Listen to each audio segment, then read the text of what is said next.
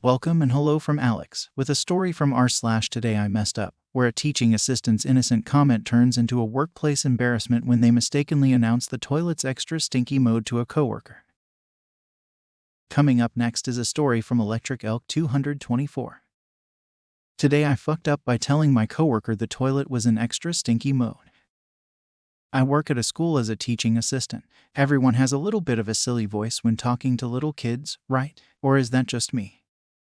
Anyways, our toilets have an automatic flush feature that's motion activated. Most people still flush it manually, and sometimes while getting up they trigger the motion sensor, causing the toilet to flush twice. The kids and I call this extra stinky mode.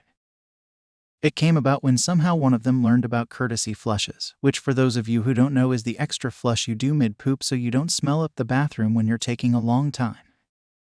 Well, yesterday, after an extra long brain-frying day, I had to stay late to help grade some papers. I went to the bathroom. My coworker in the other stall finished up and accidentally triggered the second flush. I don't know why, but I just blurted out, "Oh, extra stinky mode." Immediate regret. I could see her feet stop in their tracks while she tried to figure out what the fuck was wrong with me. She washed their hands and left, not saying a word. I stayed there for about 10 minutes hoping she'd gone and wasn't waiting for me outside the bathroom, and then went straight home. The worst part is, I don't know who it was. I didn't pay attention to the shoes everyone was wearing, so I could have said that to any of my female coworkers. I have no idea who I called extra stinky. I am so embarrassed. Well, talk about flushing your dignity down the drain. That's one awkward situation to be caught in. Imagine having to tiptoe around your coworkers, wondering who got an unexpected dose of extra stinky mode commentary. It's like playing a game of workplace detective, only the stakes are a tad smellier. Coming up next is a story from Significance Early 141. Today I fucked up by realizing my friends are a gay couple. A few months ago I, female, met two awesome people, male, that I like to play music with. They are both super sweet and very nerdy, and you can clearly tell they are close friends. I eventually developed a crush on one of them, but did not get the impression that he liked me back, even though we had good chemistry. Fast forward to now. I randomly stumbled across them on the street. The guy I liked told me he had just flown back from Bali and invited me to join him and his friend to try some Balinese snacks. On the way to his house he mentioned that he had sex with guys on his trip. I was surprised, because I had always assumed he was straight. At some point during the evening I asked my crush if he was gay or bisexual and he said he was gay. He then asked me if I thought he was flirting with me, and I panicked and said no, not at all. Later on in the conversation he mentions something like "since we've been dating," and points at his best friend, who is apparently also gay. I can hardly believe it. You guys were a couple the whole time. Yes, you didn't know. We spent the next minutes hysterically laughing about the situation. I feel like such an idiot. And the worst part is that I still have a crush on this guy. Wow, talk about a plot twist. It's like stumbling into a rom-com without even realizing it. Imagine thinking you're in the running for someone's heart only to find out you've been rooting for the wrong team.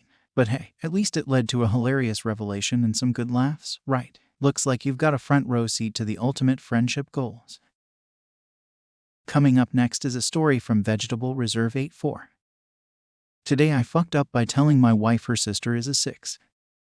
Today, my wife and I were talking about superficial stuff like looks. I mentioned how I think people tend to rate others too highly, often giving out 9 seconds or 10 seconds when most people are probably closer to a 5, which I see as average. I explained that we probably know a few folks who might be a 6 or 4, fewer who could be a 7 or 3, only a handful who might be seen as an 8 or 2, and almost none who could be considered a 9 because perfection just doesn't exist.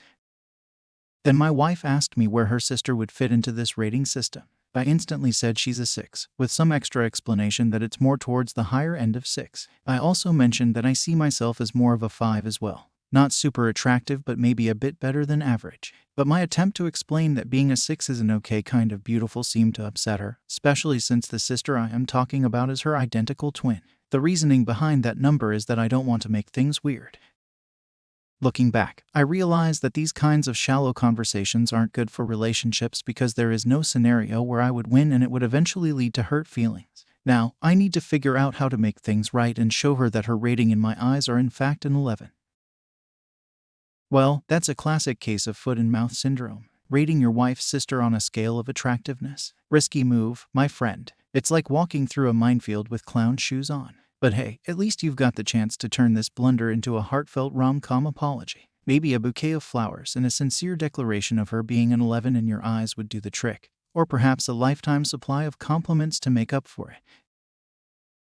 Coming up next is a story from Imardalo, and if you like the video so far, don't forget to like the video. It only takes a second and helps me out a lot. Today I fucked up by saying whoa to the HR coordinator. Literally just happened. My office had a St. Patrick's Day potluck, and Human Resources provided the punch. I was sitting at my desk and saw one of the HR ladies walk by with a couple of those big bottles of light green punch. I said whoa, implying that she was strong, etc. Well, she turned around and asked me if I liked her jugs. I think I turned into the Red Lobster. For those of you who may inquire, she's a married woman 10 years older than me. But wait, there's more. She walked back with the other Human Resources lady who was carrying one of those large food warmers. That HR lady asked if I liked her hot box. I am dying. But at least I know HR probably doesn't take sexual harassment too seriously, lol.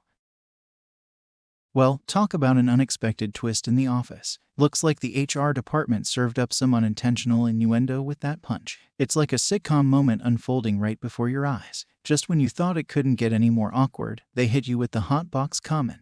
Office humor at its finest. Or should I say, most cringe-worthy. Coming up next is a story from Duck Dutch Birdie.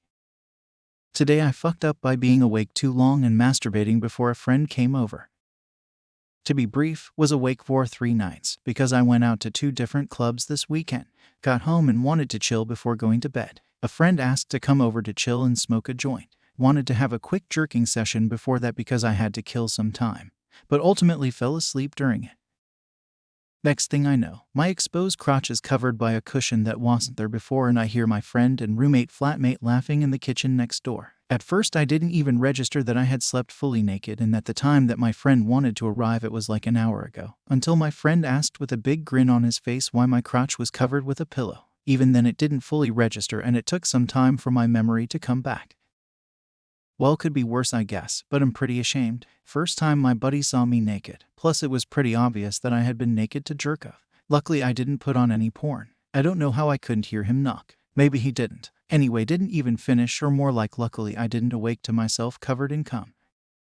Too long. Didn't read, fell asleep naked because I wanted to jerk off before a buddy of mine came over. Awoke to my crotch covered by a pillow that wasn't there before and my roommate and my buddy laughing in the kitchen next door. Dude, that's a legendary nap fail. 3 nights out clubbing, then a quick solo session that turns into a full-on narcolepsy situation. Sounds like your brain hit the eject button harder than a fighter jet. At least you didn't, you know. Add confused mime act to your resume with a strategically placed pillow. Silver linings, right? Though, gotta say, the mental image of your friend and roommate giggling at your nether regions under a cushion is pure comedy gold. Just remember, this is a story you get to tell for years to come. Might as well own it. Maybe even invest in a commemorative World's Most Productive Nap trophy. Coming up next is a story from Comfortable Day 9867. Today I fucked up by mentioning to a customer that I knew her nephew who had passed away. Too long, didn't read. I fucked up really bad today at work by asking a customer if she was related to a kid I knew in high school, not thinking that it would be a very raw subject for her because he passed away.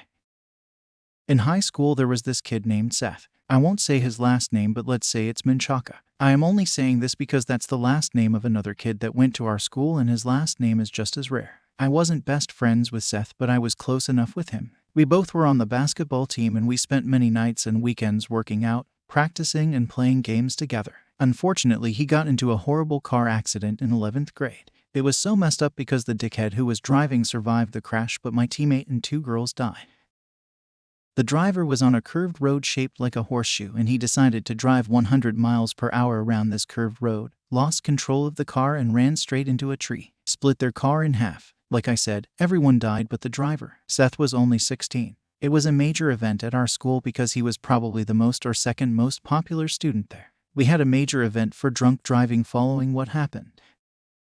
Anyway, that was back in 2019. I am in my early 20s now and working at a retail store part-time while I go to college, and we have to try to sell memberships to customers when they check out. So today, I was ringing up this customer, trying to make conservation, and I saw she already had a membership in our system. I saw her last name and immediately thought about my friend, teammate, and because the last name was so rare, I asked without thinking if she was related to him. The lady, who was around 40, lighted up when I asked and said, "Yes, I am his aunt. How did you know?" I told her about how I guessed from her last name and that we played basketball together. I said he was a really nice person. I didn't dwell on the convo too long, less than 20 seconds, because we had customers, but almost immediately her smile faded and she started sobbing hard. Like hard. I felt so bad. She was perfectly fine before, looking as if she was enjoying her day, and because of me she left the store in tears. When my coworkers saw, they asked afterwards what happened and I explained what I said and why she reacted that way, and they said I probably shouldn't have mentioned I knew him. Moral of the story is, if you know someone that died tragically, never bring it up.